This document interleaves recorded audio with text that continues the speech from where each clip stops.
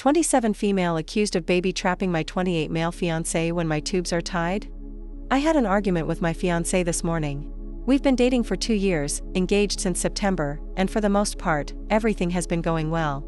We've been planning a quiet backyard ceremony so that we can save up for a house instead. We've been communicative and managed to get through fights in the past, but this takes the cake.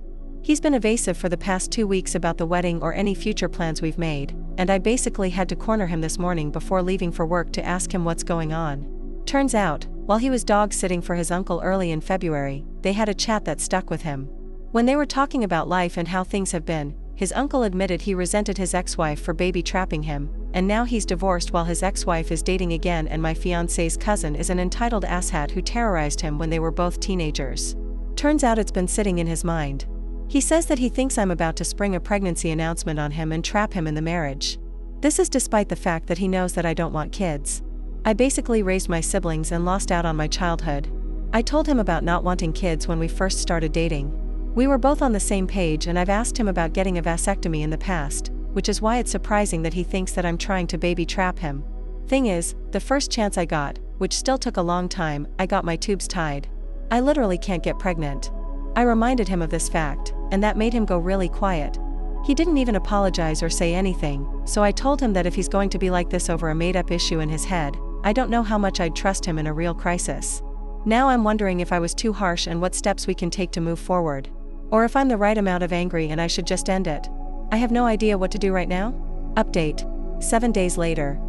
It's been an exhausting week, both at home and work. Basically, we're not engaged anymore, he moving back to his parents, and our relationship is over while he works on for himself. He wasn't cheating, nor was there a secret baby on the side. Half a yes to him having second thoughts, half yes to him being influenced by family and friends. I won't go too much into the details, just that his uncle's family were always awful to him, they were always the go-to babysitters, and he has trouble standing up to that generation of his family. He's impressionable, and he has trouble separating fact from fiction because of that and them.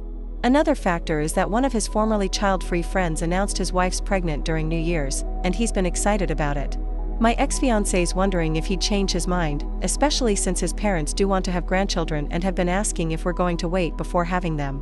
After dog-sitting for his uncle, apparently all that combined in his mind that I changed my mind and I'd surprise him about it. Which is the core of the matter for me. Whether he forgot I had my tubes tied doesn't matter. He was projecting his fears, anxiety, and trauma onto me and punishing me for something that I didn't even do or say, and then made me out to be a deceptive partner because of that projection. He stopped trusting me because he was afraid of what the warped version he built up in his mind might do. That wasn't okay, and that's why I ended it. He's been moving his stuff out all week, and he told me he's going back into therapy. His parents will be there to help him, and they separately apologized to me. They had no idea how bad his anxiety is. I'll be there to support him as a friend, and I've been trying to say that it's on pause.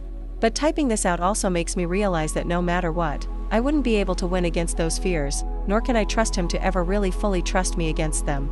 Assuming he ever did. Thanks for your input, Reddit. Some of the thoughts did help me steer the conversation, but ultimately it still boiled down to a broken trust, and I don't think we're coming back from that.